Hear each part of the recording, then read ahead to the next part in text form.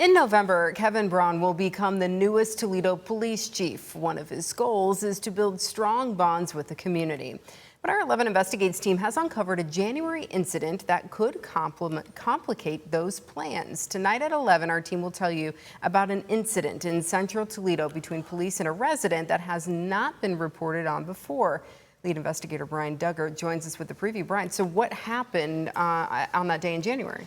Yeah, so Antonio Gilmore, he's a Central Catholic graduate. Some people may remember him because he played a couple of different sports with Central Catholic.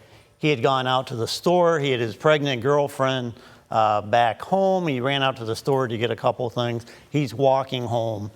And this was 3 days after Toledo's largest snowfall of the season. So he was walking in the road because the sidewalks were covered. Sure. So a Toledo police officer turns around on Detroit and they come on to Fernwood. This is in central Toledo. And they get behind him, turn on their lights. They yell for him to stop.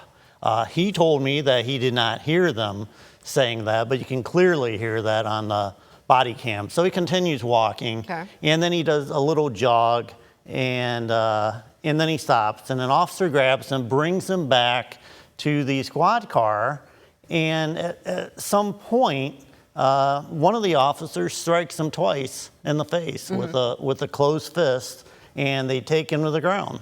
Okay. All right. So did they arrest him then? What kind of charges would he be facing in that situation? Yeah, so they did end up arresting him. Now, look, I mean, his attorney, earlier this week or last week, actually, they ended up throwing out 4 of the charges. Okay. But originally, he was charged with obstruction, having a concealed weapon, resisting arrest. Now, he did have a weapon on him, and it was in his pocket. He's 21 years old, which in Ohio, you're allowed to do that. You don't have to have a license to do that. However, this weapon was stolen. He told me he did not realize that it was stolen. And also in Ohio, you don't have to verify when you're buying a gun from somebody whether or not it was a stolen weapon or not. But he ended up pleading no contest because if he had lost in court, it would be a mandatory 365 days in prison. Wow. And he's got a 4-month-old child. I was going to say he had a baby on the way. So. Yeah, 4 months. Yeah, because she was pregnant when he got arrested, and the son's 4 months old now, and he didn't want to risk that. Right. So he said, "I'll just plead no contest," and So, and also his background, because his name was familiar to me, Antonio Gilmore. His father was killed, correct, a few years ago? Yeah, that's a really interesting aspect of this story, is that in August of 2023, his father, also named Antonio Gilmore, was killed in nearly the same spot. It was on Fernwood and Smead, the intersection. Now, that case is unsolved. And at one point in the body cam that we watched, he mentions his name, and the officer kind of does a double take. He's like, Antonio Gilmore? And he's like, yeah, my dad was just killed here. And Antonio said at that point, there are officers kind of laughing off to the side and saying, well, quit, whining about it.